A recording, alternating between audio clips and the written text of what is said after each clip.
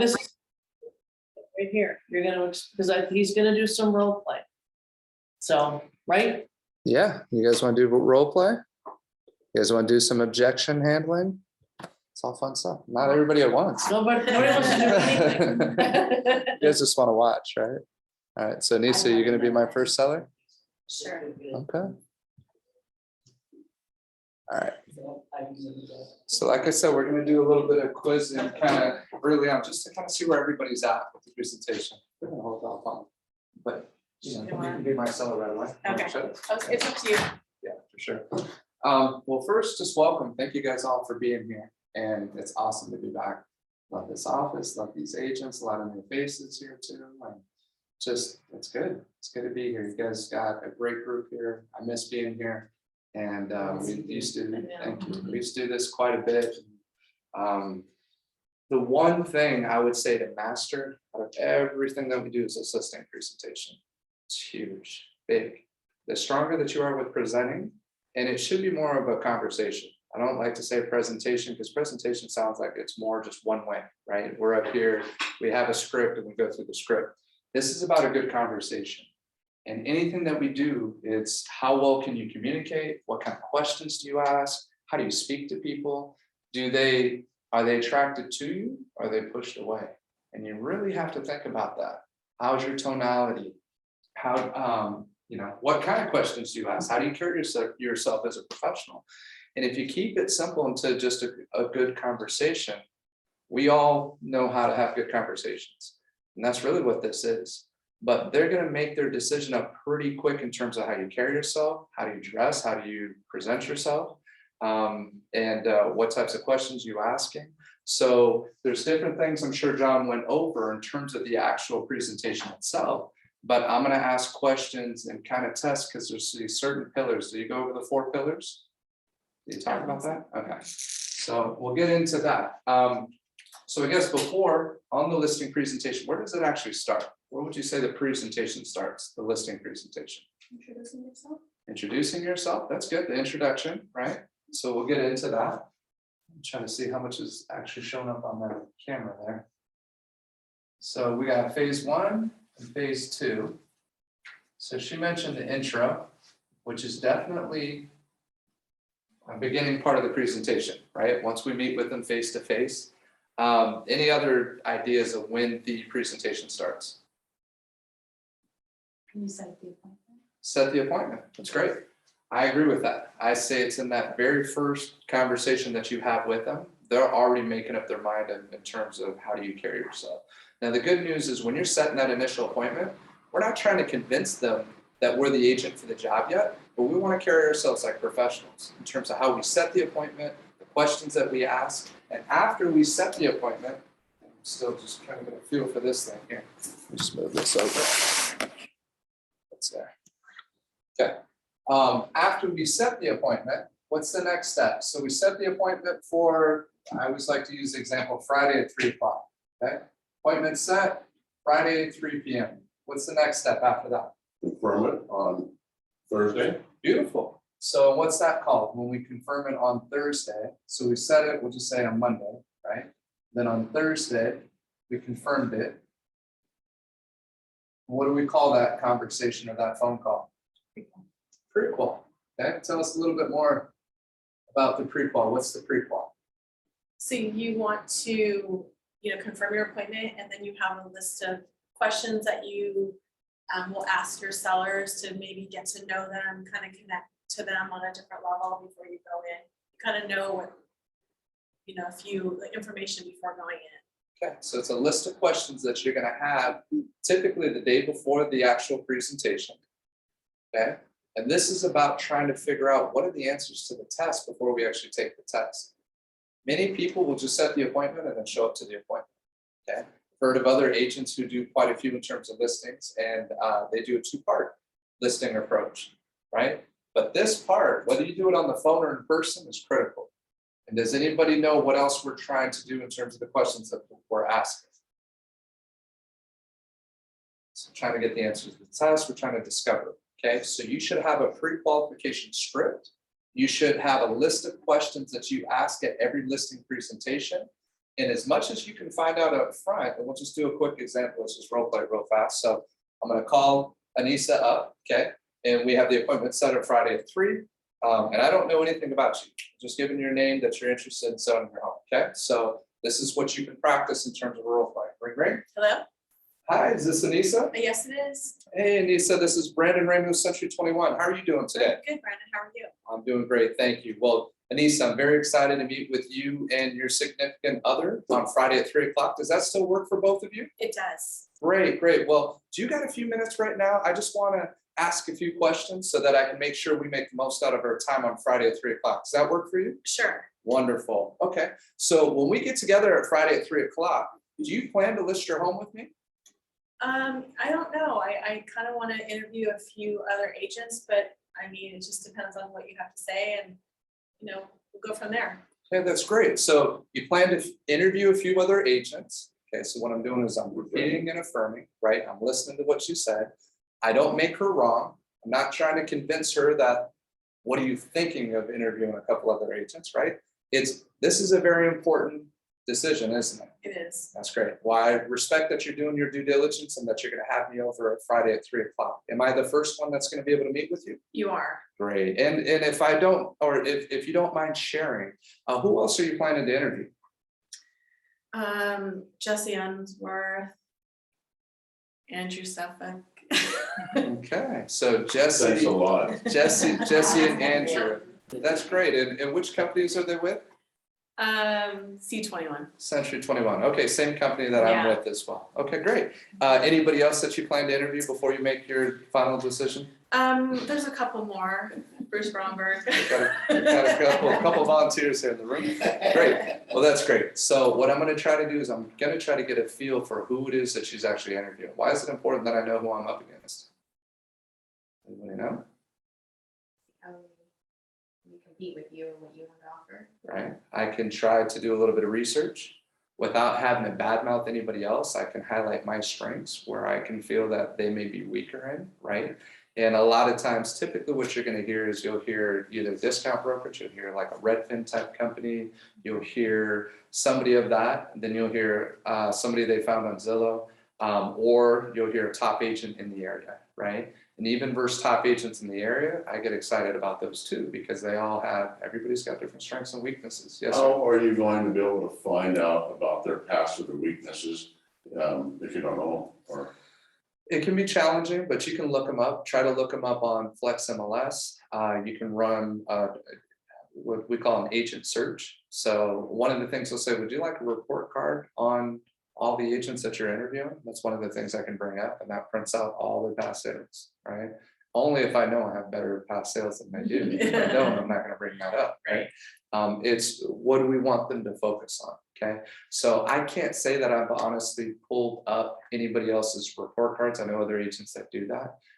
Personally, I'll know just in terms of how much experience they have. Let's just say, for example, it's a heavy hitter in this area. There's a lot of business, and I know they have a team, right, to do all that business and that volume. I'll ask them, okay, what are your expectations in the agents you look to hire? And this is a key question. If you don't already have this as part of your toolbox, what are the expectations of the agent that you look to hire? Okay, that question will tell you everything you need to know in terms of how you want to tailor your presentation. I didn't start doing that until over 10 years in the business. Once I started working here and being taught this listing presentation this style. Question's big. So if they say, you know what, we really want to make sure, and then I'll ask them, how do you want to be communicated? Why is communication important to you, right? Tell me a little bit about that. Do you prefer phone calls? Do you prefer email? Do you prefer text? What's your preference? And then sometimes they'll tell me, I work 9 to 5, so sometimes text is easier. Then I'm also going to set up the expectation. Okay, well, every Monday between 3 and 5 o'clock, we're going to have a conversation. Okay, we're going to talk about what's happening with your property, what else has gone into escrow, right? So if I'm competing against 2 or 3 other properties in the same price point between 5 and 550, I'll just use that as an example. I'm going to tell them this one went into escrow, this one went into escrow. Ours hasn't yet. Every conversation, I'm doing a few things. I'm future pacing, so they don't call me every single day. So that the only time we speak is on Mondays between 3 and 5. Otherwise, after every showing, did they like the house? Did they write an offer? Right? And it's every single show. Well, what's wrong with it? Why did they write? Why did what? You know, there's a process. People sometimes show the property, sometimes have to check out a few other properties, and then decide whether they're going to write an offer. So to avoid that, I'm going to set the expectation every Monday between 3 and 5 o'clock, after the weekend, after the showings, after the open houses, then we're going to have a conversation about it. Now, the good news, and this is something that I've changed and I've learned once understanding how to present, is I look forward to even situations where we've had no showings, no offers, and it's been on the market for a week or 2 weeks. Why do I look forward to that? Because it's either overpriced. Right? It is overpriced. And this is the thing that there's certain lines I'll say that I use, and I don't say them as lines because I believe them. It's one of the biggest things I want to be very clear about. To be a strong listing agent, to be a strong agent who takes listings, you have to believe in what you're selling. You have to believe in what you're doing for the other party is in their best interest. And you have to have a deep conviction about it. They have to hear that in your voice. If you don't, you're not going to take that listing. Or you may get lucky every once in a while, but you're going to lose more than you're not. Okay. So they have to feel that conviction. So you have to believe what you're doing for them is always in their best interest. That's not the hard part. Even though it may sound like it, that's not the difficult part. The difficult part is really discovering what it is that they're trying to accomplish. Okay. Because we always assume that they all want to just make as much money as possible on the sale of the home. We do hear that quite a bit. And for some people, that's very important, but not for everybody. So that's why we need to do things and tailor our presentation. And that's why I'm saying you can be any one of the top agents in the company, as long as you ask the right questions and you are actively listening and you are tailoring your presentation towards what it is that they're trying to accomplish. Look at yourself as like a coach, like a teacher, right? Or a guider, you know, someone who guides them through the process. But the only way we can help them get to what their goals are is by asking questions and digging deep. Not just taking that surface answer, because that's a lot. That's why I brought this. I don't know if you guys have it or not, but the Everest script book, okay?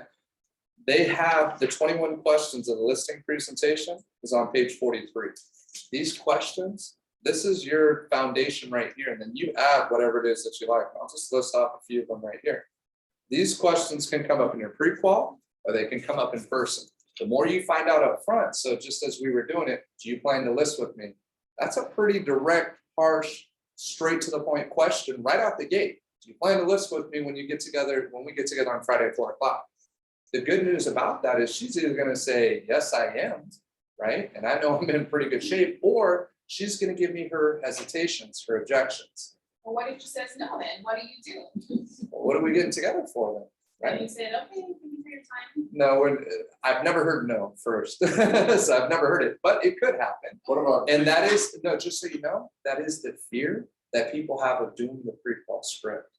They get the appointment set, they're like, I don't want to screw it up and do a pre-qual and ask them questions. And we start talking about commissions. We talk about certain things that I don't get the actual appointment. I never get to meet them face to face. So what you brought up is a very valid, it could be some serious hesitation of committing, right? On that type of question, it could be some serious hesitation.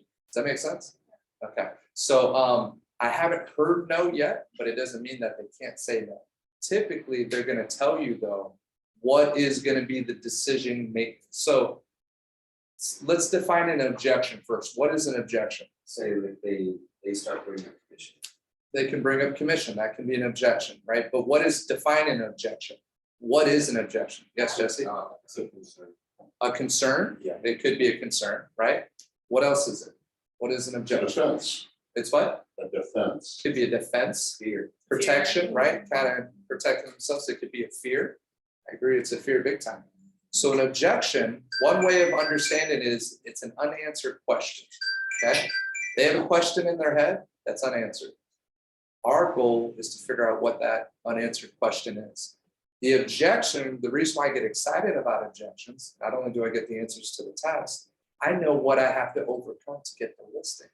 So I'd rather find that out on the phone before I go there. How many times do we go to a presentation that we don't know we're competing against 2 or 3 other people? We don't know that the most important thing to them is commission. I'd rather find that out on the phone beforehand, right? The key though to this, it's very tough to do, and I've been guilty of it plenty of times, is if they ask you about commission on the phone, we are trying not to have that conversation on the phone, but we have to listen to them. So you have to handle that objection properly. That's why you want to practice objection handling. That's why you want to practice that commission question. So if you throw out commission right out the gate, right? I said, do you plan to list with me when we get together tomorrow, Friday, at 3 o'clock? And you respond, Well, what do you charge? what do you charge a commission? What do you charge for commission? Oh, that's great. So it sounds like you netting the most from the sale of your home is very important too. Is that correct? Sure. Well, I promise you, commission's not going to come in between us working together. So can we, when we get together at Friday at 4, I shouldn't have said can. When we get together at Friday at 4 o'clock, we will talk, discuss that. And I promise you that, you're going to see that we both can get what we want and you're going to make the most from the sale of your home. Is that fair enough? Sure, that's fair. Okay, so I didn't do it the greatest, right? But what I'm trying to do is I'm trying to shift her focus from cost and expense to benefit. The benefit is she's trying to walk away with as much money as possible. Does that make sense? So I have to show that I listened to it. I can't act like I just blew it away like, oh no, let's just talk about commission later down the road, right? I have to listen to what she's saying. So what you're telling me is you walking away with the most amount of money is the most important thing to you. That's correct. Great. Well, I promise you when we get together, I'm going to show you how you're going to make more money and walk away with more money working with me, right? And we will discuss commission, right? We'll take care of that. So it's hard because I want to say we'll take care of it right at the beginning, but I'm going to show you right now, commission, we want to handle at the end of the presentation. Okay. So I don't think I did the best job in explaining. Does that kind of make sense though? Yeah. Do you get what I'm saying? Try not to have the conversation on the phone about commission. Try to address it. Let them know that you understand it's very important. And I promise you, it's not going to come in between us working together. Does that sound good? You can even say commissions are negotiable. I promise you, it's going to be fair for both of us. You know what I mean? And we'll, down before you even have a meeting. exactly. And sometimes, I had a police officer once ask me, he said, hey, look, we're going to sell 2 homes, buy a property, right? Will you work with us on commission? All I had to say was yes. He didn't say how low. He didn't say how much. He just wanted to know that I was going to flex with him on commission. We're selling 2 houses, buying $1 million+ property. Yeah, I'll work with you. I'll work with you on commission. But what does that mean though? I never committed to what that meant, right? You just said that. I never said specifically. He didn't say, will you do it for 1% or 1.5 or 2? He didn't say a number. He just wanted to know I was willing to flex. That's all he had to hear. Once he heard that, then we showed property and we're out and we're going. Well, the conversations I've had with cops are your license and your registration. Yeah, luckily we didn't go there, right? So yeah, does that all make sense? Kind of as we're going? Yes, Jesse. I'm curious, Brandon, how come you don't do the pre-qual during the initial conversation? Would it be too long? Because I know there's lots of questions for the pre-qual. Right. Is that why you find it better to split it up? A good point. So sometimes I'm gonna, Generally, yeah. well, sometimes I'll do it when I actually set the appointment. And you're always gonna do a little bit of discovery and ask some questions, right? So one is ultimately, what are you trying to accomplish with the sale of the home? Okay, that's another important question. Or what's happened that we're here today, right? What's happened in your life that we're here today and we're speaking face to face? An event typically has happened, right? There's something that's happened that they're thinking about moving. Either now the kids are out of the house, we need a single story now, somebody passed away, right? Divorce situation. I mean, there's all these different things that have happened. And this is how you're going to tell if somebody's truly motivated to sell their home or not. Sometimes they'll just say, I'm just trying to get a feel for what houses could sell at right now. And again, they're keeping their cards close. They know that we sell real estate, so that we make our money based off commissions, and they're guarded. So we have to create that trusting environment. And the way that we do that is by asking questions, listening, being empathetic, not just going straight for the close. But if you go for the close too early, you're going to lose them.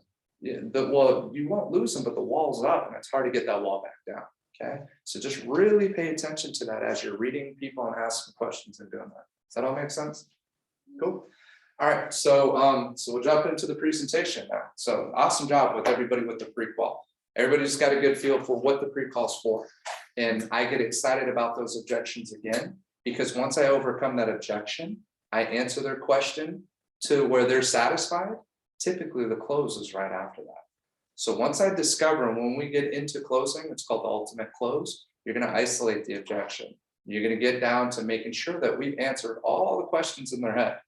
And as long as we've answered all their questions, and it sounds like we're confident and we know we can get the job done, don't you feel you have permission to ask at that point, well, are you ready to get started?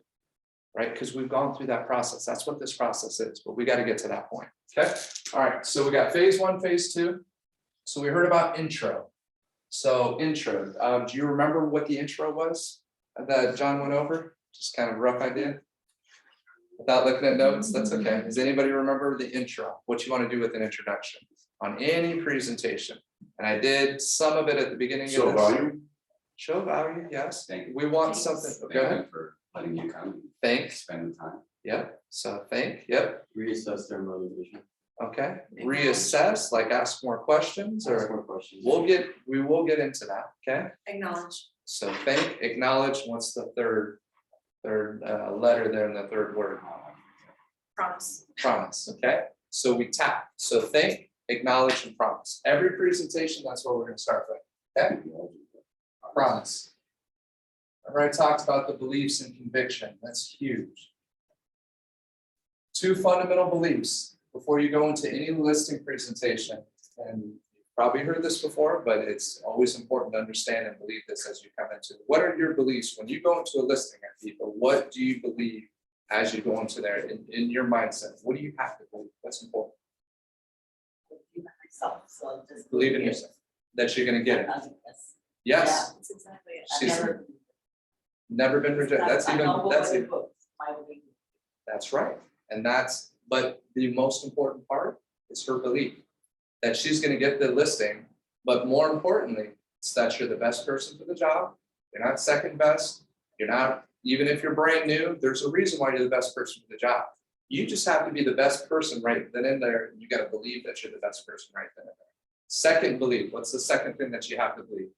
So best person for the job is number 1. What's number 2?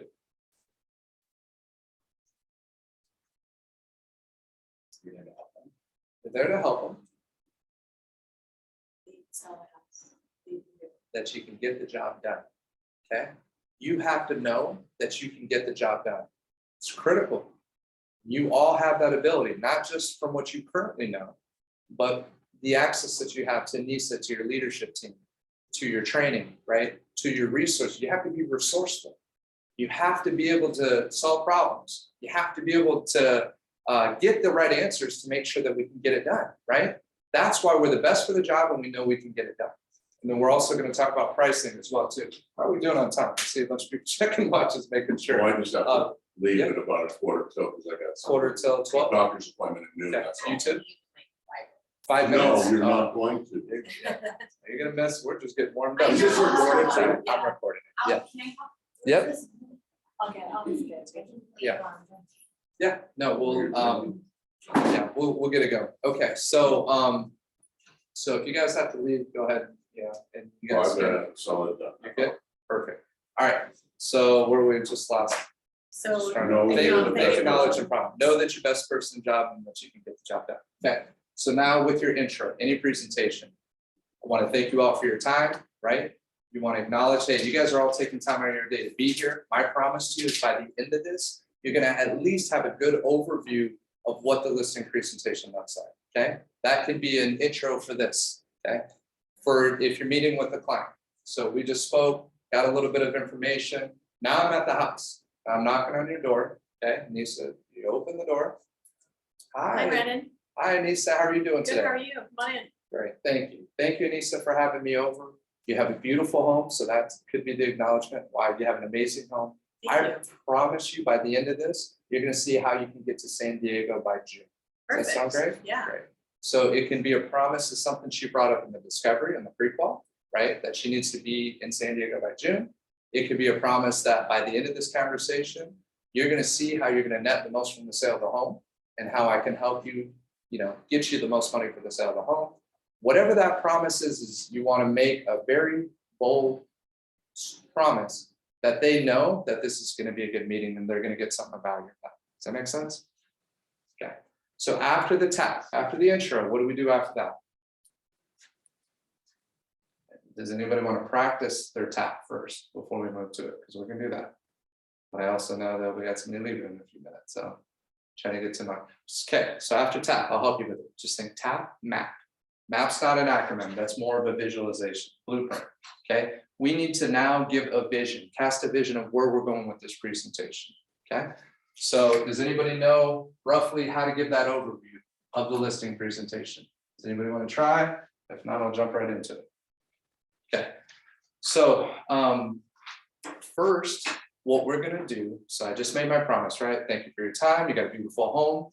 I promise you by the end of this, you're gonna see how you're gonna walk away with the most amount of money from the sale of your property. Sound good?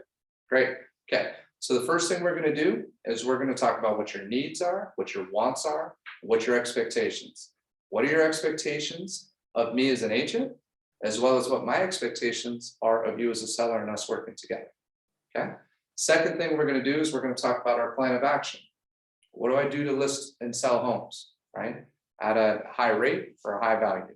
I'm gonna show you my plan of action. Number 3, we're gonna talk about the market, where the market's been, where it's at, and where it's headed. Okay, and how that affects price. And we're gonna come up with a price together that will cause your home to get you the most money for the sale of your home.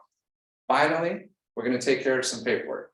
If everything sounds good and you feel confident that I can help you get the most money for the sale of your home, we're gonna take care of some paperwork so we can get your home listed today. Sound great? So I'm already doing an assumptive close with that 4th one.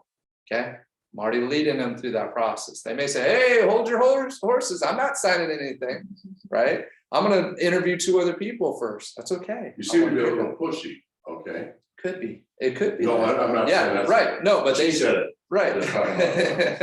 They could say that. They could say, hey, you're a little assumptive here. Most people don't even notice it as you're saying it, right? But if they do feel that and you feel that tension, then you're gonna wanna acknowledge that and just say, hey, look, you know, I understand that this is a very important decision for us, okay? So if we have any questions, we'll talk.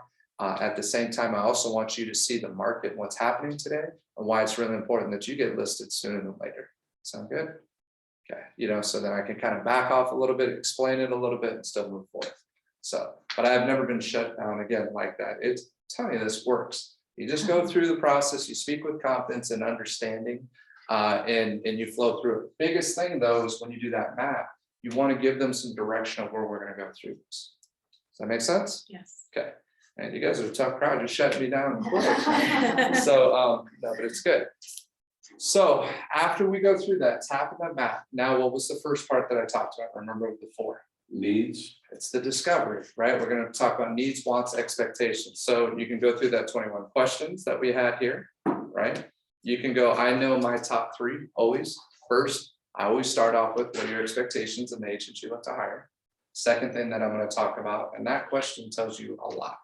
And if you have 2 people there, make sure you're speaking to both of them. Start with one, hear what they have to say, then go to the next person and make sure that both people are involved. Typically, you're going to have one person who does all the talking. The other one's just kind of nodding in the background. The one nodding is probably the decision maker.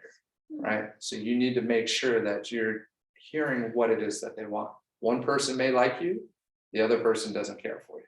So we have to talk to both of them and make sure that we got a good understanding of what they're both looking for. Okay. Second thing is ultimately, what are you trying to accomplish with the sale of your home? Right. And then I'm going to typically talk about timing. Tell me a little bit about timing. What do you have in mind for timing? What are you thinking? So now I'll know if I ask that question in the prequel, what objection I have to overcome.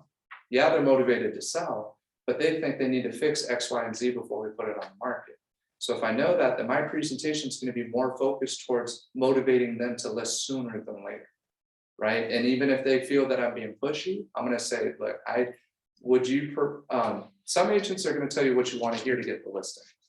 I'm going to tell you what you need to hear to make sure that you make the most for the sale of your home, okay? So I clarify that. Again, these are things that I say, so you can call them sound bites. When people say they're not scripted, they say a lot of the same things over and over and over. I know what I say because I practice it and I record it and I present about it. So it comes up, it's like, okay, I do say that all the time. But that's what people respect. They're not going to hire me, and I'll share with them if I'm competing against somebody else who's cutting their commission and doing these things. I'll say, they probably offered, I took a listing like this in Newbury Park. They probably told you can get $900,000 for the sale of your home, didn't they? She's like, yeah, that was actually the exact price was $900K. I said, well, they're banking that off of a high sale that's got almost a 1/4 acre lot. You got a 6,000 square foot lot, right? That's double your size, and they're on a cul-de-sac, you're on a busier street. Yes, you're both a 3,000 square foot home. I said, but that's the problem, is this other house was chasing that $1 million sale. You're really around 860 to 870 tops. And they're like, really? You're telling me 34? I said, like, I'm not gonna tell you what you want to hear to get the listing. I'm gonna tell you what you need to hear to sell your home. Is that what you're looking for? 100%. Don't waste our time, don't fluff us up. They chose me off that one recognition and being prepared before I came into that listing. There's a Redfin listing right up the street, listed offering 2% commission, and that's a hard thing because we don't know if they were listed at 2.5, if it would have sold at 900. Because now there's two variables. So part of when I talk about the pricing strategy, which we're going to get into right now, is that's how I know that I'm able to sell a home based off our pricing strategy as long as they offer at least 2.5% commission. They drop it down to 2%. What happens? If you're showing property, what happens? It's not very good clients. Not everybody shows 2% listings. Now, we're not saying that you have to offer 2.5, but what we have to do a good job of as listing agents is, I call it the commission story, telling a very good commission story. You have to be very persuasive that they understand it's in their best interest. Two things.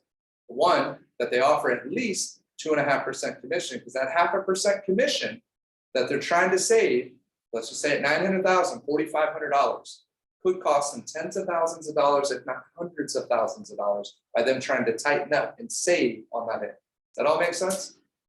That's the first Because part. other agents might not be willing to Show work for a 2% commission, therefore you're missing a lot of eyesight in your property. Our goal is to maximize the exposure. It's to bring as many motivated buyers into this property.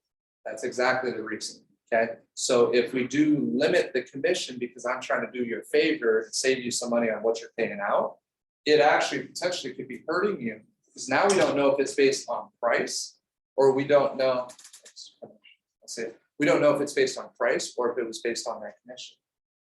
You see what I'm saying? If they did at least the 2.5% commission, now we know it's only one thing. It's price. That's it.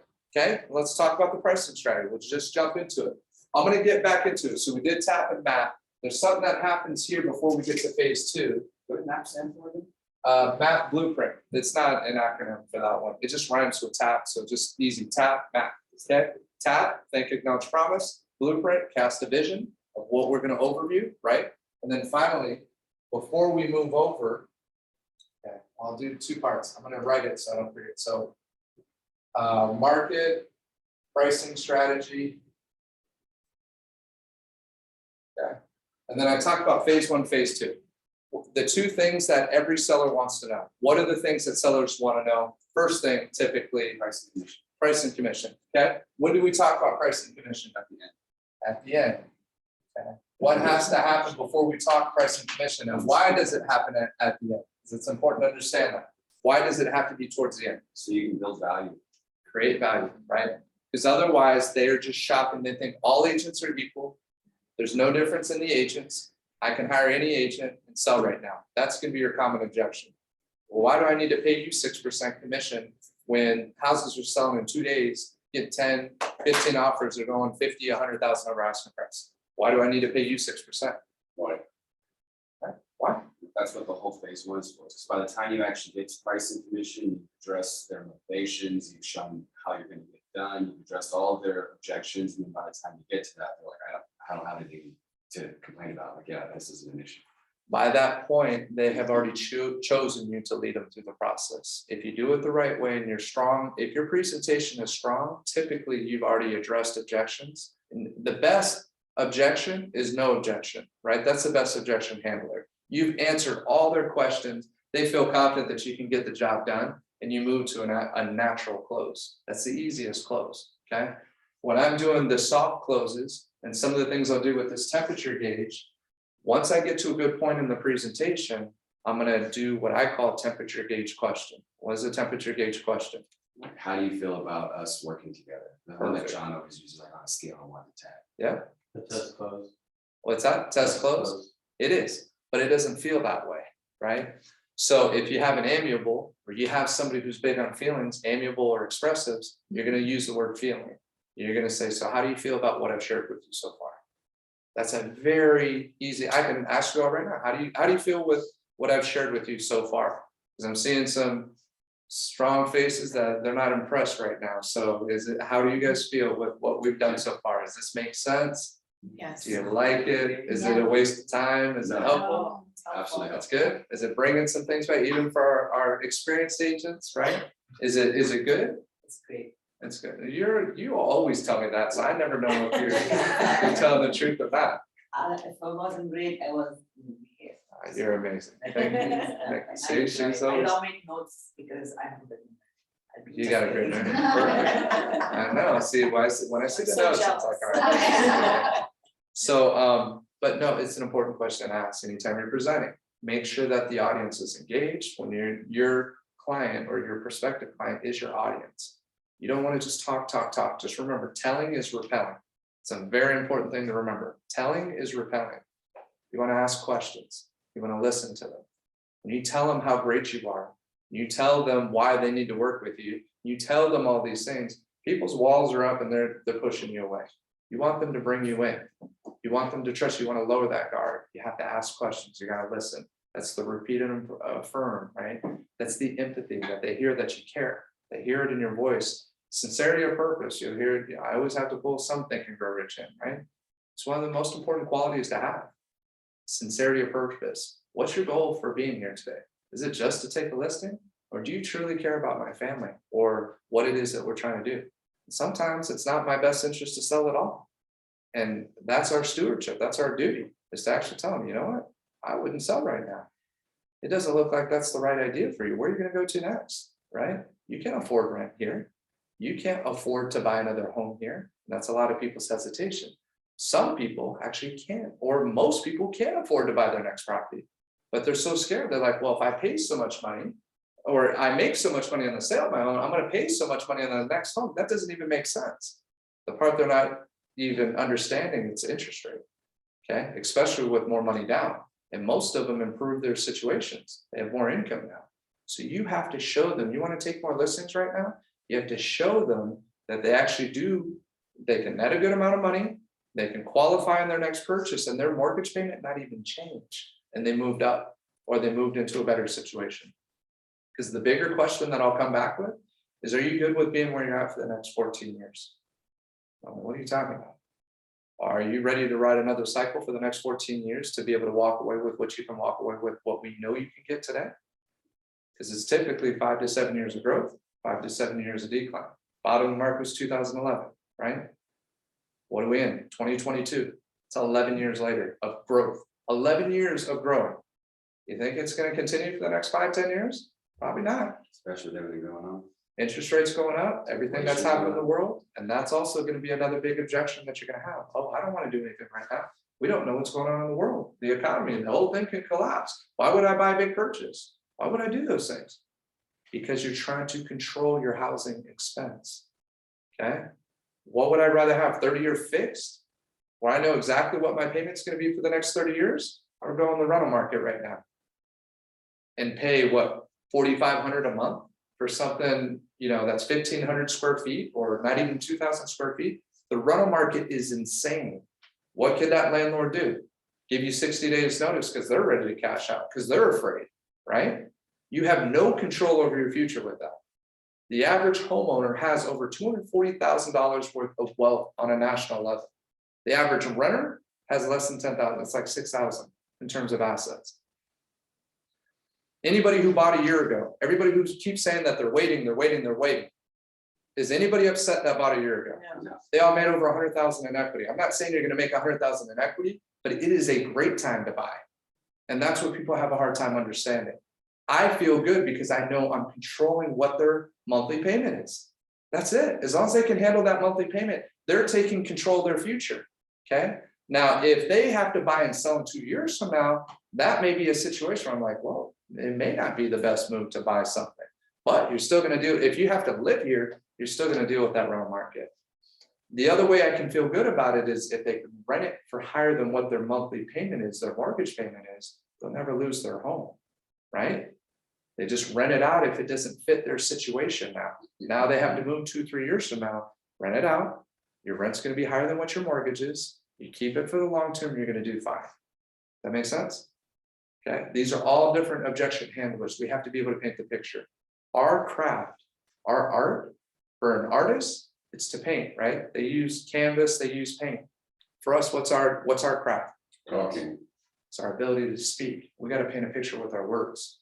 We got to be able to explain. We got to tell stories. We have to be able to guide people with examples that they connect with. And the better that you do that, the more you're going to get those yeses. Does that make sense? Yeah.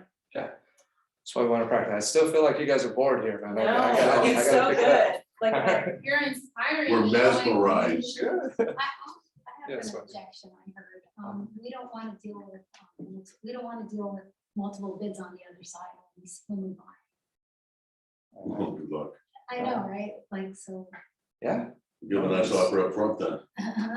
Right. Well, so I hear what you're saying. So the first thing you always want to say is you want to listen to them, right? If I were you, I'd feel the same way too, right? I understand how difficult that is right now.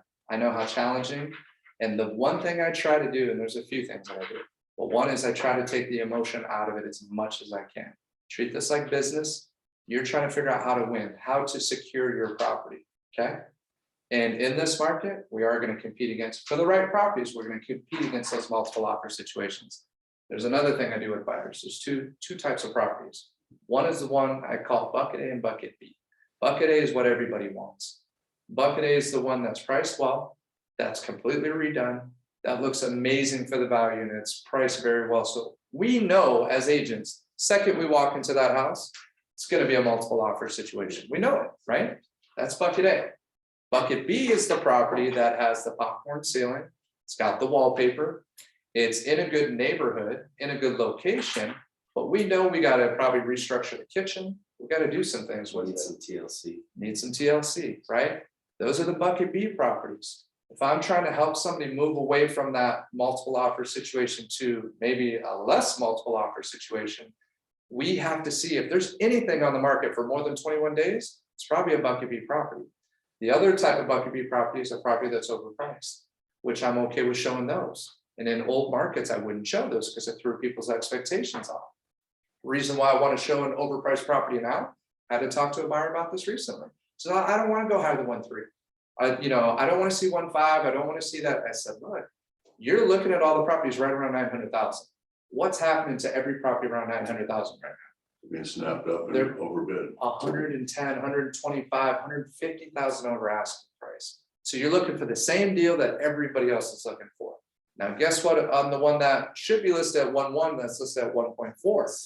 Sitting there. That guy's getting desperate. Exactly. So which situation do I want to be in?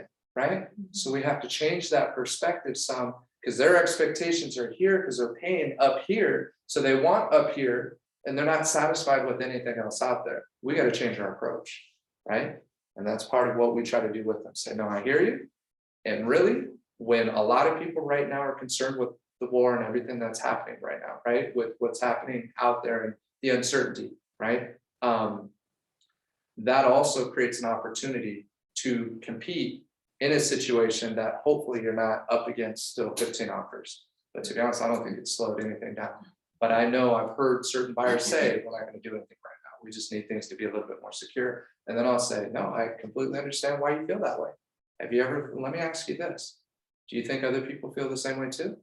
Yes, they do. Well, we've been looking for the last year now. You've missed out on multiple offer after multiple offer after multiple offer. Could there possibly be an opportunity that you may be able to secure a property now more so than 6 months ago? Possibly, right? So then I talked about the seasonality of things. This is something Charlene taught me, that typically in a regular normal type of seasons, if you want to call it, for real estate market, usually when school's out, as soon as school's out, so right about early June to 4th of July, there's a slowdown. And every single time, I remember in our office going back a few years, everybody's like, oh my God, the market's shifting. It's 2018. I was like, my house isn't getting, I've gotten not one showing in the first week it's been listed. And 2 weeks ago, that was a multiple offer situation. What's going on? And these are agents been doing it for a long time and they're all coming to me. And I'm like, Charlene, what's happening? You know, that's Charlene, like, tell her. She's like, it happens every year. Sure enough, right after 4th of July, everybody goes on vacations. Right after 4th of July, it picks right back up.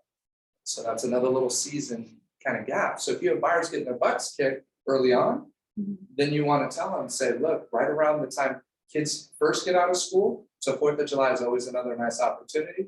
After that, it's also after September. So then there's a pickup. Do you steer your listing clients away from that? So that, Always take a listing when you take it. well, if you know you're gonna get it, you just try and say, hey, you might be better to push it forward or wait a month, you might have exposure, or just throw it up there and see. It could, but the market's been so wacky over the last couple of years since COVID started. It changed everything. So that's what I'm saying. Pre-COVID, right, this was pretty common. Now you don't see it. Yeah, 'cause It's- kids weren't even going to school. Right. Exactly, as well as we weren't able to sell real estate for almost 2-3 months straight. So that was right in the spring when the spring started. So that got pushed to the summer and the summer got pushed to the winter. So it just went through all the way to the end of the year. It created this big, huge, like COVID bubble and we went to that. Okay, all right, is that all helpful? That's good, okay, cool. So we didn't talk about price and commission, so we created value. We went to the temperature gauge question. I like what you guys said just about how do you feel on a scale of 1 to 10. 10 being 100% confident that you know, or you feel confident I can sell your home, right? Or 1 being 10% confident, where are you at? Where are you at, Andrew? 8. 8, that's great, right? So 80%, you're about 80% confident. Well, share with me, what is it that I haven't answered so far? Or what is your hesitation for getting started today? We still just haven't talked about the price of commission. Okay, so it's just price and commission. So if we come up with a price that you're agreeable to and a commission that you feel is fair as well, are you ready to get started? Yeah. Awesome. So what did I do right there with how I went with that next question? Do you guys see what that was? You kind of separated it, so if we get Separate it. everything, if this is all perfect, and this is exactly how you guys want it, everything else that we talked about in the beginning, are you comfortable? Answered all the other questions. You're ready to get started. It's isolating the objection. This is what's getting to the ultimate close that we talked about. So that temperature gauge will lead to you isolating the objection. So now let's say there was something else, okay? Say price and commission is not even a concern because you know that you're gonna, whatever the cost is, you're gonna hire me. You know that I'm the best for the job and that we're gonna work together, right? Let's just feel that we're in that area, that space, but there's something else, okay? So Well, what if people usually come back on if it's not price or commission?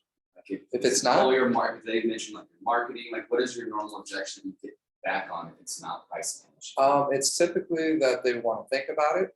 They want the night to think about it, or they're gonna compete. Yeah, they're gonna interview a few other agents. And if So let's they're- say they're gonna interview other agents, let's use that objection.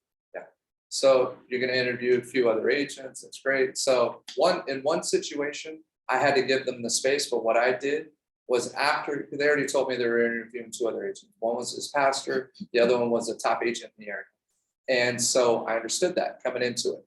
I got no prep ahead of time. I got the call, showed up to the house, wasn't able to prepare anything, went through, he gave me the tour.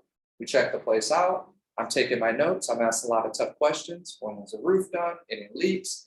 I want to uncover as many challenges as I can through my discovery. This is very important that I've found that works for me, okay? A lot of people are like, oh, we're gonna make this the easiest, most, you hire me and it's gonna be a breeze, right? It's gonna be a walk in the park. I'm letting them know, no, it's kind of like, this is a battle and it's challenge and it's a challenging market. Who are you gonna have in your corner? Who do you want in your corner to help you navigate through something that is very complex in California, okay? That's the approach that I'm taking.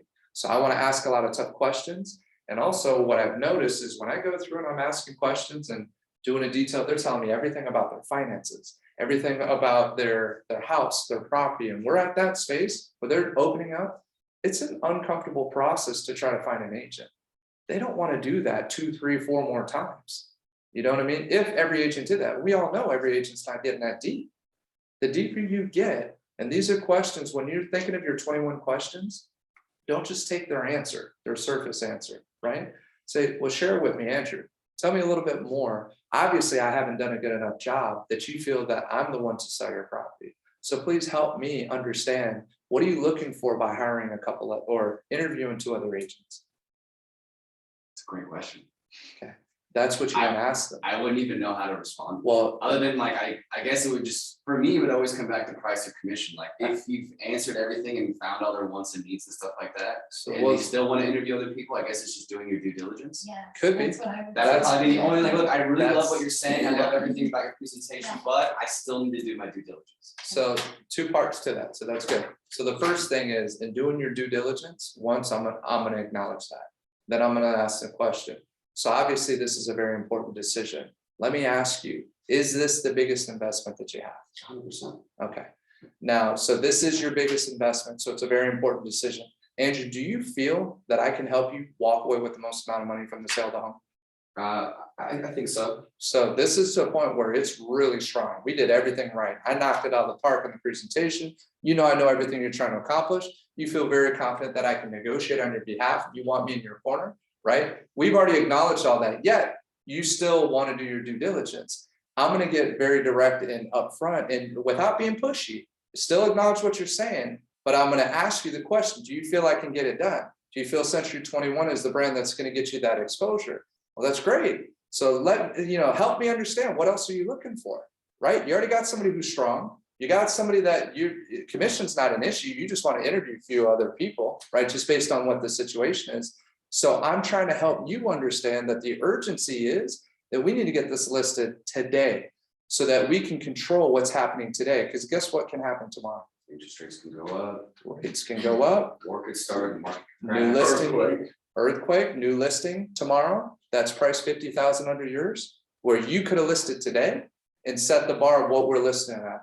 Tomorrow, that can be off by $50,000. And I've seen it happen. Does that make sense? Yeah. So that's where the urgency is. We need to, if you're serious, we need to take care of this today. Can you pause for like an hour and I'll be back? How do I get a recording of this? I'll send you the link.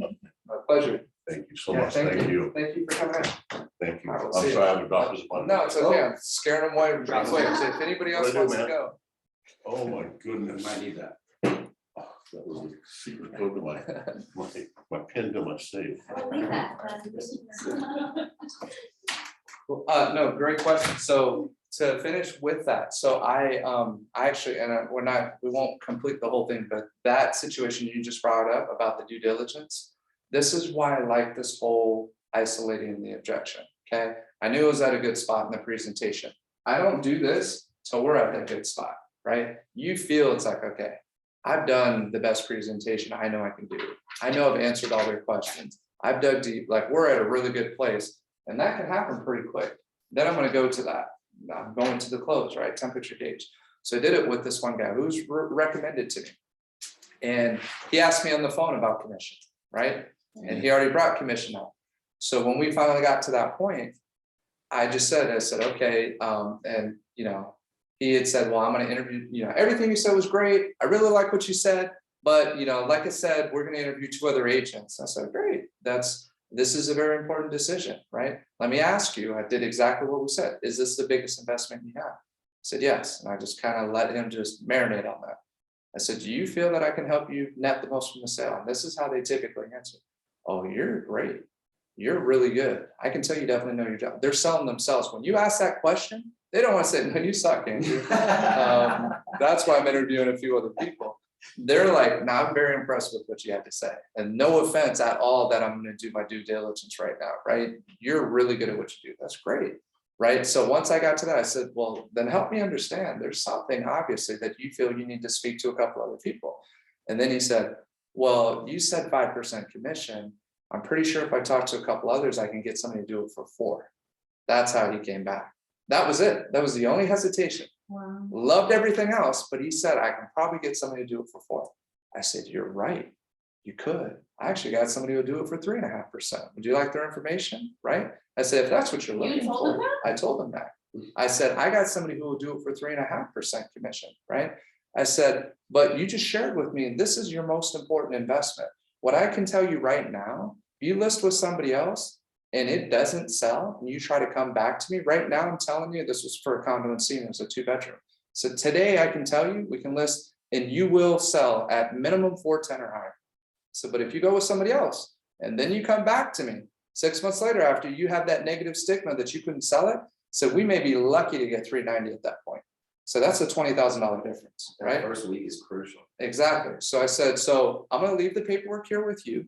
I work with those who are committed to working with me, and I only have so much time that I'm able to work with, right? So if you and your wife feel that I'm the best person for the job, give me a call, let me know, and I'll send somebody. And I was like, at that point, I took away everything where it's like, all right, I just gave you this great presentation. You know, you want to work with me. You already told me that you're impressed with everything, yet you're still trying to shop on commission. So here, we do it at 5%. And I left it with them. I said, you know, my daughter's got an all-star game tomorrow. Like, I'm getting to the point where this is what I do, right? All-star game tomorrow. If you're serious, you let me know, and I'll have my assistant come over and pick up the paperwork, and just left it and walked away. And it was one thing George told me that stuck out with me. When you're persuasive, very good persuasion, looking out for other people's best interests, and you're good at what you do, it's very long lasting. But if you're manipulative, it's the same skill set, but your intention is different. It's very short lasting. That's buyer's remorse. That's where they feel they've been taken advantage of, right? So I left it with that same confidence, and I wasn't cocky. I was just very confident, left it, said, all right, well, I gotta go. It was very nice meeting you guys. You guys let me know if you want us to sell your home and do what we need to do. Next day, as I'm coming back from the game, I get a text, hey, my wife and I talked. We want you as our agent. We're not interviewing anybody else. Can you come by and pick up the paperwork? I said, yeah, no problem. I'm like, yes, right? as it came through. But it's a true story. You sacrifice the short term for the long term. You'll have clients for life. In every sales job, I've experienced that. You will. Take care of people, they will literally wait hours just to go to you. It Versus is. a wide open. That's right. The other thing that I did with the commission too, and I said, you're trying to save, so from 5 to 4, you're trying to save 1% at 400,000, you're trying to save $4,000. I said, I promise you, my last, and I told him, I said, the last 12 sellers I worked with, this was at a time people were giving concessions. I said, we haven't spent a dime in repairs. So where you're trying to save 4,000 here, it's going to cost you 10 to 15,000 in repairs, right? It's more to negotiate. I said, you have to think about who you want in your corner from the beginning to the end of the transaction. That was also part of what I left it. So I always break down the numbers for them. You're trying to save 4,000. This is what I'm going to bring. More than that 4, I'm going to bring this as well as that, if you hire. But if you want to take your chances, go let me know how that 4% goes, or that 3.5, or whatever goes. Do you ever show like if they're trying to shop and you get like discount brokers or whatever, do you pull comps and be like, look, this is what a discount broker listed at. Did you notice that they had discounted 20 grand because they weren't aggressive in their pricing, or they didn't price it At the correctly? time, and I remember it, so I Or remember, negotiate? yeah, I remember FIFA being in the meeting when we did it. We were talking about purple bricks at the time. So that's what we would do, is we show what their stats were. And Redfin's a popular one that you can pull up as well. So you can pull up all the Redfin listings and show, and you just got to be careful on the brokerages talking too much specifically about a brokerage. But you want to know that. So what I'll do, and I brought it up recently, commission was an issue, 2.5% on the selling on the side. One I was competing against. So the agent said they'd listed at 0.75 on their side, and then offered 1.75 on the buyer side. 1.75, not 2, 1.75. Do the whole thing at 2.5%. Yeah, it sucks, right? So this is what the agent who she was going to hire, and this was a past client. And I'm hearing about it through my loan officer telling me, like, this is what she's being quoted. I said, all right, well, let's go. So what I did was, it was a River Park property. I printed out 12 different properties, all right around that price point that was similar to hers, all showing 2.5, 2.5, 2.5, 2.5, 2.5, 2.5. There was one at 2%.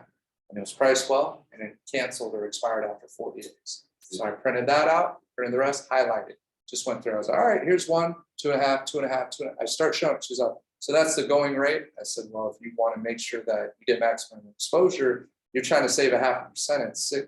You're trying to save $3,000. It could cost you a lot more than that. So any agent who doesn't tell you that either doesn't know what they're doing, or that's their only angle to try to take a listing. So, if you want to roll the dice with that, go ahead. So, oh no, we'll do 2.5%. And I trust you. We've worked together in the past. Boom, sign the paperwork. And it's like, okay. But I knew that was her issue before we got to the presentation. You guys see why that pre-qual is so important? Yeah. We didn't talk for all this and going through this, a past client of mine. I knew because I discovered what the answer to the test was. So my preparation was that. That was it. Because you knew that was the main objection. Exactly. And once we did that, we signed the paperwork. I don't even show properties to percent. I don't, I know. I mean, you know. And that's what I say. I said, I'm like, I said, oh, if that you- helps, if you- We can't get it, that's how it- problem, I think. I say, Oh, somebody got killed. so when I, There's ghosts in there. when I do my But no, listing the point presentation, is, I'm like, we have- And the valley, even if they get it for 5%, I know the agents, they keep 3%. they keep 3 and only offer 2. Alan Martinez here does the same thing. Yeah, Some other agents, I mean, that's not fair, because they're not doing anything but listing it, you know? right, But that's what they do. That's what most of them are doing here in Simi. a lot of, Like if you see that, like it's only 2%, and like homes that are like yeah, Because the over market's so hot. 800, Yeah, 900, so but it's like, is there like a rule though? No. Like where you No. just, you It's can't all fix, you negotiable. cannot fix commissions, right? Even us talking about it, we gotta be, I don't even like recording this, right? And no, but it's okay, it's, you can't, that's like price fixing or commission fixing, it's major violations, right? If you do that. What we're talking about is how we educate a seller correct, to making sure that they don't hurt themselves, because they don't know that.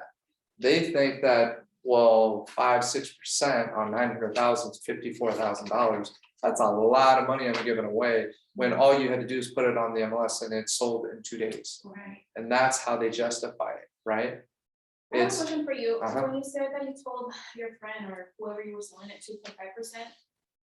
Is there like, cause he said he was gonna interview 2 other or 2 other agents. right, Like, would you?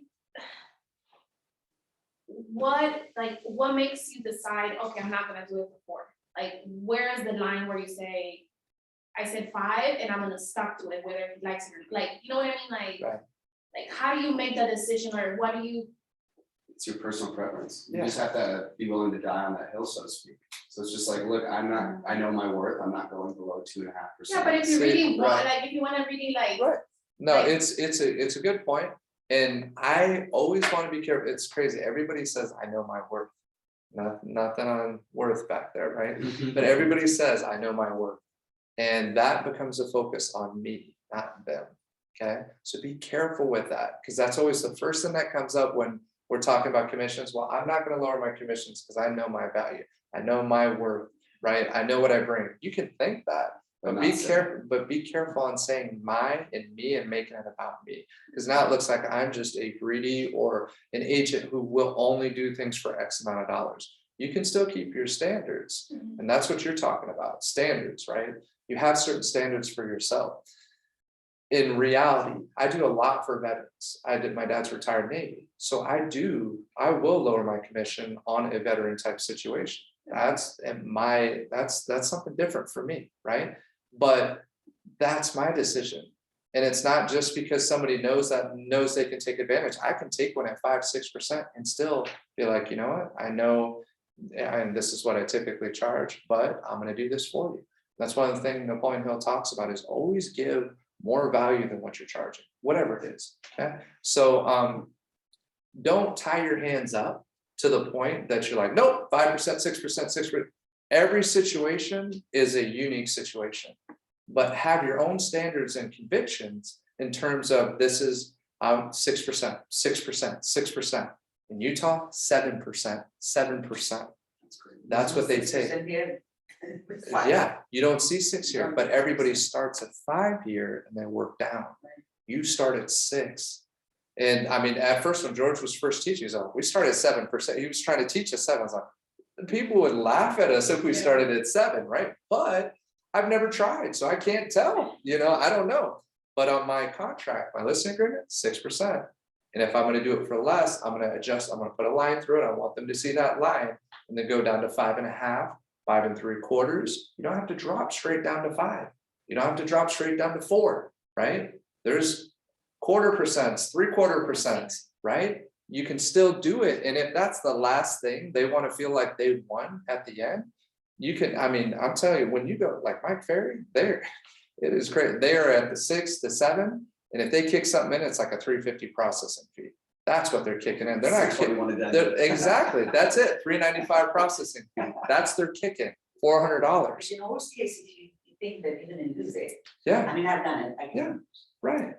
Yeah. order you- somebody buys another, Exactly. If they're gonna buy other properties with you, if they're listing and purchasing, you're gonna get paid, not in this market, but in most markets, 2.5% on the other side, typically, right? So there's other things that you can do to work with them. And an important thing on that, if you do that, right? What I would say is my company policy is 5%. Okay, so what we can do for you if you purchase and list with us is we'll give you credit on on my listing agreement, when you close on your purchase, I'm gonna give you a credit towards that. So even if I'm gonna adjust it 0.5%, let's just say, just to make it easy, it's $5,000, a $5,000 credit. I'm gonna put that $5,000 credit, I'm gonna write it about in the listing agreement. You'll get that credit on your purchase when you list and buy with me. So it gives them That's how you, incentive. yep, and it solidifies both sides. That's basically a buyer broker agreement. Okay, in your listing agreement, and you're making sure, because otherwise they'll get you down on the commission on the listing, and then they can buy with whoever they want. The only way they get that credit, you got your 5%, the only way they get the credit is on that purchase. That makes sense? You done that one yet? No. It's a good one. So you put that actually in the listing agreement, Put it in the listing. 5% on the other side, is that? No, I'll say 5%, 2.5, 2.5, right? But if I'm gonna give them any kind of credit, so say I were to go lower on my side, Mhm. then I'm gonna tie it into the purchase. So it makes sure that they purchase with me. So they have to do both transactions. So you just. state They that want to in- get the credit. If they don't, if they go with somebody else, then I get the full 5% You just commission. put that in the additional terms on the list. Additional terms. It's Oh, huge. that's a good It's a idea. big one. So to what time if both. you do that and then they go with somebody, oh, because you were gonna give it to them on the other side. is what Yeah, you're it's saying? purchasing side. So if gotcha. they do that, then you just didn't have to give them credit. Then- Right, Then you got the right. 5%. Shooting themselves in the foot. Yeah. So it ties it in and it makes it where they do both sides with you. What were you gonna say, Jesse?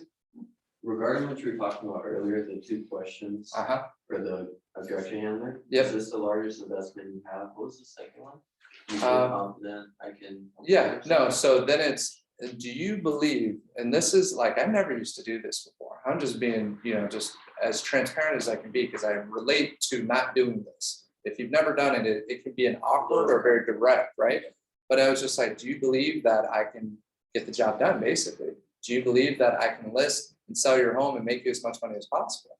Now I want to hear what they have to say. I just went and just did a full presentation. I prepared, I went there. In the past, I would leave it with them and say, okay, well, let me know what you think. Please call me back. I'll look forward to your call. Can I follow up with, I was very passive and very weak about how I handled it. Now it's, my time is very important, right? If I'm going to take time away from other clients, to be blunt, my family, if I'm going to take time for my family, sometimes I'll talk about it. It's like, look, I'm very involved with my family. Not everybody wants that as an agent, but I'm still good at what I do. And I still protect my time. And and some people have said they'll only work with me because I put so much emphasis on my family. And they respect that big time. They're just like, wow, you're not going to answer my call at 9 o'clock right now? And I text them, sorry, I'm doing prayer time with my kids. And this guy actually the next day said, the reason why I'm going to work with you is because you didn't just jump on my call. You didn't put your family on the side for the business. Oh, that's rare. And just respected it. I was like, oh, thanks, man. I probably lost people that way. Guess what? Good. See ya. Right? Don't let it hit you in the back. Like, my kids aren't going to remember how many homes I sold. They're going to remember me being at their games and their reading stories with them and the relationships that we have. So that's what's key to me. And for principles, stay true to your principles, whatever they are. You want to help people, help them. Right? Like your question is based on how you feel. At that moment, you want that, you're saying you want to help, maybe that person has a problem. Give them the feel, it's up to you. That's what you're saying, right? It's totally up to you. You don't have to do one. Yeah, it's Standard is to the other side. well, yeah, and we have to be careful with even saying standard and customary. And I say it all the time, right? Because that sounds like that's what people have to do, and that's how people get sued. It's all negotiable, right? But you do have an addendum with our company that says everything's based off that 5%. What do you say it like that? So like, I typically see 2.5%, but it is completely negotiable up to the seller. You can So say that's that. what I had a family friend, she lives in San Diego. Don't even She- say it. Print it out the way that I did. Show it to them. It's more than what you say. You show it to them. It's like, look at this one. It worked out well. They made X amount over the asking price, 2.5%. Look at this one, 2.5%. Sold in a short. So I'm looking at how long it took, what price it was at. I'm looking at the photos too, right? If I do show them the photos, most of the time they're not seeing the photos though. but I'm coming up with why that house had success. And you're just building the narrative, the story essentially. It's It like, what if is. You want to net the maximum amount of profit on your home. Right. And to do that, we need to get maximum exposure in that first week. So to get that, if you price it correctly, and have the right commission, people Yep. will bring tons of buyers to see your property. Exactly. And that's how you can Something create. Seller says, okay, that you have your commission, pay the other agent. Right. Right. So what do you do against that? No, they say, Not and not having their. Right. 2.5. that's one way, to handle it too, and that is typically what they'll say. And how do you? Sometimes you do, sometimes you don't, depends on how bad you want the listing, right? So it depends on how bad you want it. But if you want to stick to your standards, all right, let's just put it this way. This market right now, low inventory, right? All-time low inventory. You get the listing, are you getting paid? Yeah. Right? The theory that I always heard, and this isn't what I'm supposed to teach, a little bit of something's better than a whole lot of nothing. Yeah. All right? So be smart. Take the listing. You get that listing, guess what else you can do? Get more listings. Get that buyer, right? Represent the other side. There's a very high chance they're gonna call you. In this market right now, that buyer's gonna call you. Now you just made 2.5 and whatever else you took on your side. Take the listing, right? Take it. Nobody's gonna be mad at you for taking listings right now. I promise you that. Okay? They're not going to. They're like, nice job. How'd you do it? Oh, you only charge 1%. I just said, okay, well, maybe you want to ask for a little bit more next time, but good job, right? You got that listing. You got that first one, and you're gonna get some exposure. Your sign's out in that neighborhood, and then you do the most. You door knock. You talk to, we have the numbers here, right? You call, you circle prospects, say, hey, I got just listed. This house is up. You start blasting social media. You do all those things. You can pull $100,000 from that one listing if you work it right, if you do the right things with it. So how much charity are you actually doing there? You're not. You're just smart. You just took that listing. I'm not saying to go advertise, hey, I'll do everything for nothing. Guys, come list with me, right? We're not saying that. We're just saying on that situation, be smart, take that listing, right? So I won't get into it any more than that, but you guys all read between the lines with that, okay? All right, I want to just, the last thing is talk about that pricing strategy, because that's important. This is how I know I can get the job done, okay? So what do you guys say in terms of, you guys already kind of touched on some of it a little bit. This is a very important concept to understand. So we list a house today, right? It's on the market for a week, and we have no showing set up. No showings, no offers. What does that mean? Too high. Too high, right? How high overpriced? So we said no showings,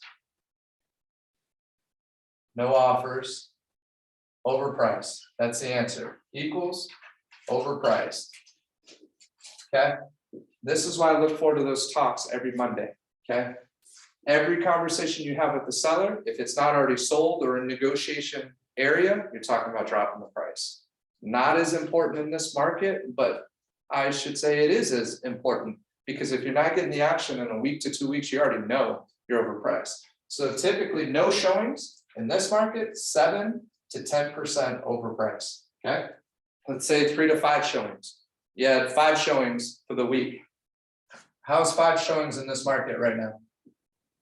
Is that good or bad? Bad. What does that mean? No offers, 5 showings. Like What's the answer? 5% overpriced? Yep, 5%. Good guess. So 5% overpriced. And again, these are rough estimates, but this is a way that you can explain it to the client so they understand that, look, we only had 3 to 5 showings this week. We were probably about 5% overpriced. Okay. Now we have lots of showings. So let's say lots, let's say 15 to 20 showings, no offers. How's that even possible? You have 15 to 20 showings, no offers. What does that mean? Like 2 to 3% overpriced? Hey, you know, you're teaching this class 2 to 3% overpriced. You're not off by much, but why wouldn't, if you have that many people see the place in this market, who's not writing, right? So if nobody's writing, what does that mean? Something wrong with the house. Something wrong with the house, you're overpriced.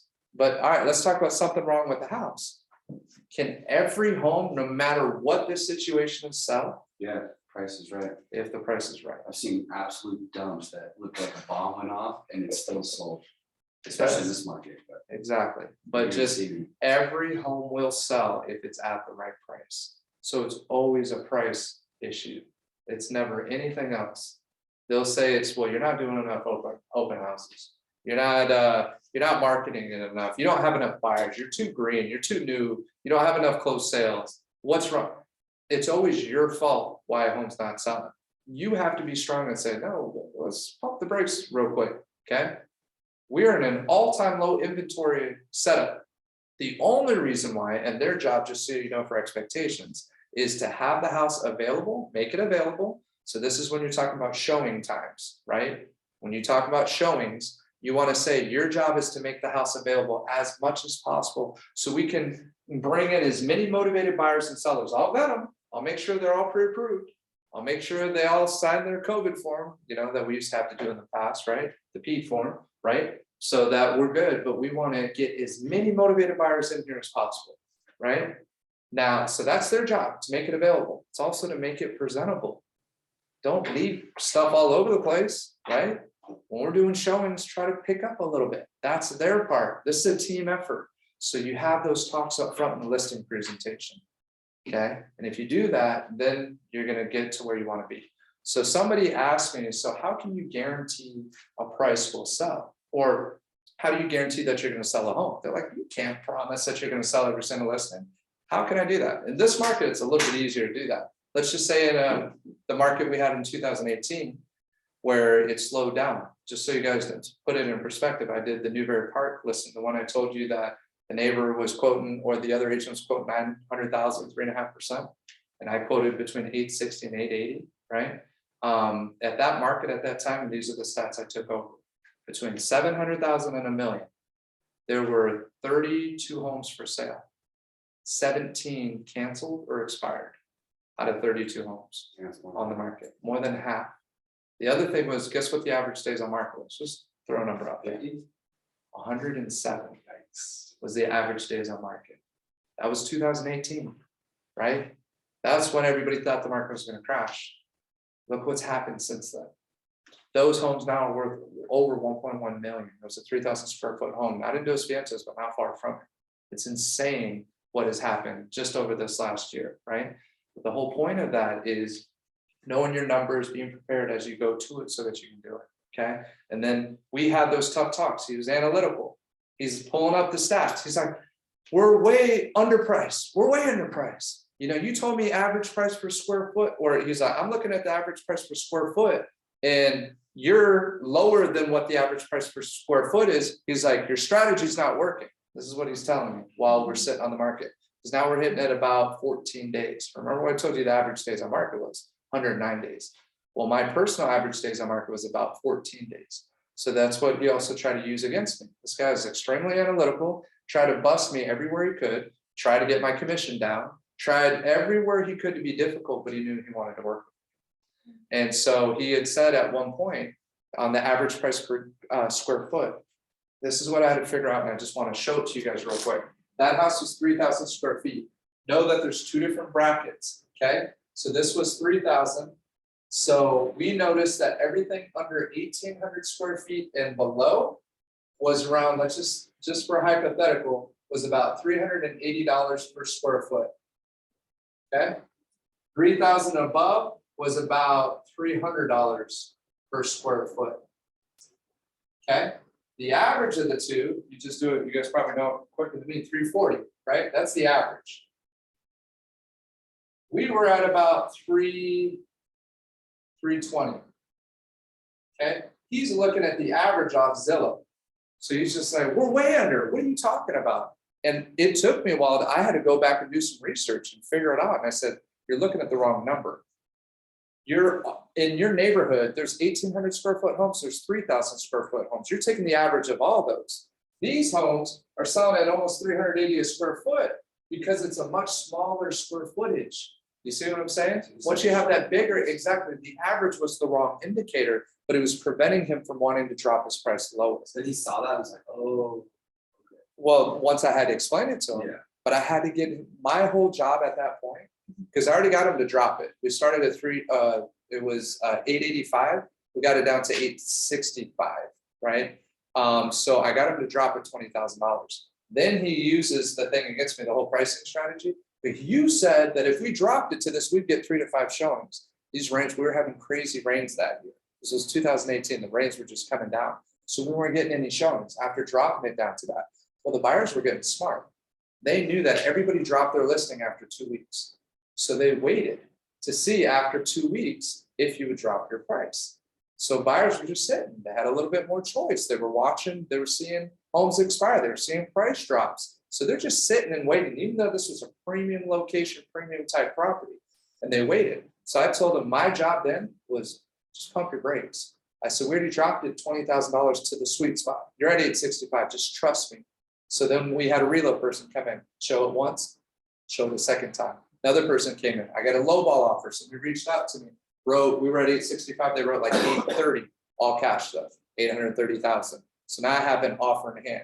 I tell the other two that show it twice, I say, hey, we got an offer in hand, you guys gonna move or not? Yes, we are. The neighbor down the street, the Redfin listing I was telling you about, this other agent who would always price under me, she did it in Simi, did it over here, same thing, did the same thing twice, right? Just try to undercut me. She's freaking out. She's like, all my houses sell in less than 7 days. I don't know what to do. This is a top producing agent. I said, you need to slow your roll. I said, I got somebody showing twice. If you drop the price, it's going to throw everything off, right? So as I just pulled off that weekend, mine goes into escrow and we countered up. So we got an 850 offer. We countered them up to 855 and we got it. So we got it out. But it was knowing the market, knowing it. And all I had to do was get my client to give me time. So that whole story was just to say, you know, it's about confronting your clients, knowing your numbers and knowing, okay, sometimes you just got to slow your roll. But if we hurry up and knee-jerk reaction and drop our price, it's going to cost us tens of thousands of dollars. But when you know the average days on market, you're stretching time. Right? Just give me a little bit more time. We did, and then it all worked out. Okay. I feel like I'm boring you guys with all the stories now, so I'm gonna wrap it up. No, I think that's most of it. When we got into the close was the most important thing. There's other sound bites that, you know, I want you guys to know about C21 and we'll get into that, but that marketing exposure is big. What do you guys say about C21 just in terms of exposure? Just out of curiosity, any sound bites that you use? It's huge. What do you Well, say? it's the number two company in the United States, or is it the world actually, right? Are you talking about for Everest? Well, Everest is the number 2 for Century 21 in the Right. United States. Global. But isn't Century 21 like as a whole the number 2 brand in the world? So, well, it's actually the most recognized name brand. So it's number 1 as a yeah. whole, and then the United States. Right, so it's Everest been is doing number it for 2. 4 years, right? So one of the things that I'll say, so when I go through that whole, remember the 4 pillars, right? We'll just end with this, because this is important to know. When I talk about marketing exposure, I'll say the good news is you're with Century 21, the most recognized name brand for the last 40 years, just like Coca-Cola, right? You see Coca-Cola, you know, see Century 21, you know that's a for sale. That's a property for sale. You have the biggest exposure out of any company out there. We are in over 80 countries on every single continent. And we have, I think, so when the property is listed, just pull up century21global.com. This is where you can get all your numbers and your stats. It's translated into 18 different languages and 4 different currencies. Is that what you're looking for? You see what I'm saying? So you want to show them that most of the companies have at least, they can syndicate on 250 sites, Zillow, Redfin, every company can do that, small or big, they can all do that. But nobody's got that global reach, or very few do. And the ones that do, including our agents at Century 21, aren't leveraging it. Okay, so you're trying to show them how important it is. And then typically the response I'll get is, that's great. We want those Chinese investors to come over here and put offers on our property, right? And there's a number, and I don't remember it now, but you want to know how many offices are in China and in Japan and the other countries that are coming over and buying properties there. That's big for you, okay? So just important to know. But I think that's it. Unless, do you guys have any questions just in terms of do you got a pretty good feel of where to go through with the presentation? Okay. And it's never just, I shouldn't say never. I say it's rare that you go through this whole process like this from beginning to end. But this is the general part of it. We didn't talk about the market as much. We can do it. It is based on where the tension level is. So if you can tell there's a lot of tension up front, you got to address that right up out the gate. Say, hey, look, I understand that this is a very stressful process. You know, do you mind sharing with me what your biggest concern is before I even start going any further? Okay. And if they say that, then they're like, yeah, well, you know, we really don't know what we're doing with this. Well, what is it that you'd like to know more about? And I'm going to slow it down. I'm trying to create, I learned this in mediation training, an environment that everybody feels safe and that they can trust you. And if you feel that trust and they feel you, your odds are very strong that you're gonna take it. So if you notice that that trust isn't there, you need to talk about it. And I could even though I love presenting here, I could, I felt some tension, right? I'm seeing faces looking at me and I'm just like, what's up, guys? Like, what am I saying? I don't know. Maybe I'm just not very good right now, but you feel it and you want to bring it up. You want everybody to feel at ease, right? As much as you can. So I yes. just have a comment. When you're dealing with like 3 or 4 people Yeah.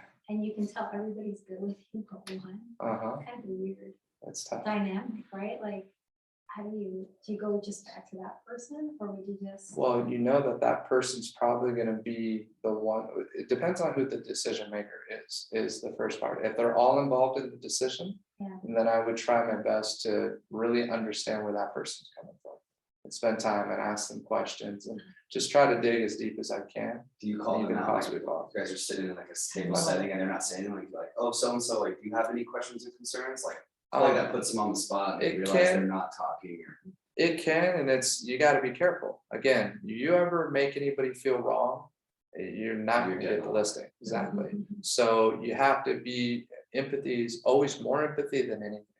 Even as strong as I'm trying to sound through this presentation, it's all about your understanding, your empathy. When they feel that sincerity, you're going to be tough to beat. But if you come in cocky that you're a hot shot this and I'm that, and you're like, 5% it's this, exactly. Nobody likes that either. But it doesn't mean just because you care and you're empathetic that you're not strong, right? Because that's a nice fine balance that it's like, well, this is what I do, wish you the best, would love to work with you and help you out.